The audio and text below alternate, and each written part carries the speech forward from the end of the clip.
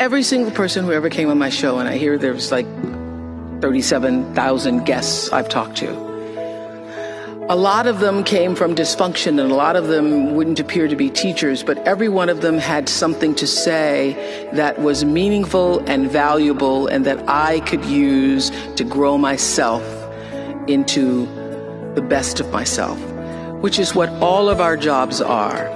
Your number one job is to become more of yourself and to grow yourself into the best of yourself. I write down my day. And what I do is I go back and study that day. Like sometimes I might get sick. I might be overtrained. I might gain a couple pounds here. I might feel whatever. It's like my accountability journal of what I'm doing with my life, physical, mental. I had an eating journal, all this shit. And it helps me go back to, once again, study. I'm a lab rat. And I study myself. And I'm like, when I'm feeling f***ed up, I go, okay, what did I do last week? And usually I can find out where I messed up last week, you know, how much I'm traveling, how much I'm sleeping, how much I'm doing all this stuff. And through journaling, man, you can really figure out so much about where you're messing up in life and what you need to fix about yourself. It's got to be a real journal about, hey, today I messed up here. Today I should have been a better person here, and not just saying it. I'm Jeff Bezos.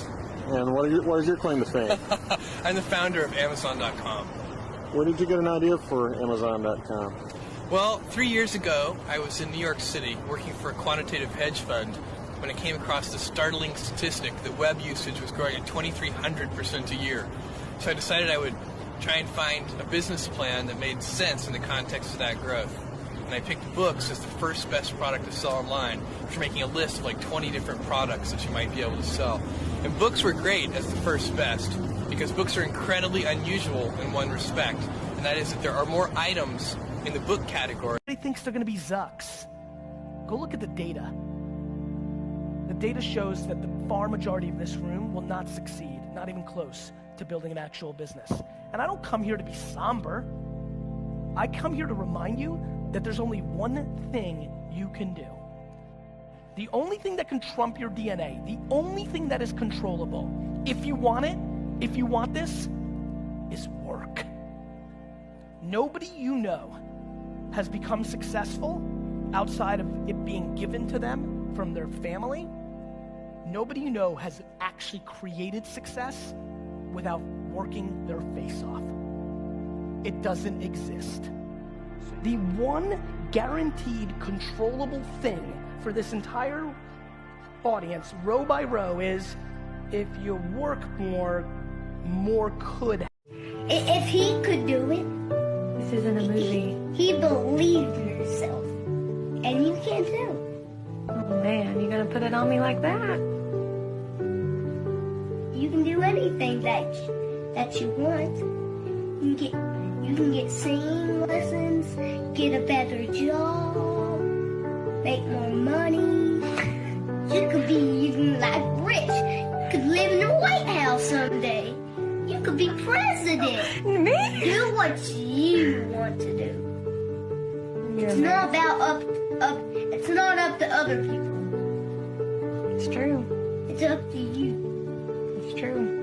I'm gonna offend a lot of people, but I gotta do it. This social media influencer stuff gotta stop. I see the word used all the time on people's pages. I'm an influencer. But you're influencing people to do what? To reach a standard of beauty that's unattainable naturally, even for you? To lust after cars and material objects that won't give anybody any true happiness? You know what? Maybe you are an influencer. Because you know when people drive drunk, what do they say? You're under the influence. It's a lot of people intoxicated by the things that these influencers put out. A lot of people are sick with influenza. Listen, you got two choices as an influencer. You can either dig people deeper into their illusions, or you can free them. After coming to your page, do people walk away better or worse? I'm saying you're an influencer, but so were some of the worst people in history. The question is, what kind of influencer do you want to be? Say something. This way, Today we're going to do an exercise in perception. Now tell me, what do you see here? That's a rabbit. That's right. Relax. Okay, who sees a duck? All right, and who sees a rabbit? Okay. That's not a duck, and it's not a rabbit. It's ink on paper. Now, we see what we want to see. We believe what we want to believe. We're all great storytellers. And we take what we want to understand and we put that into our story. But when we do that, we limit ourselves to only what we want to believe and understand. So let's take a step back and take in what's around us. When we create a space of understanding, we see that there's so much more than meets the eye.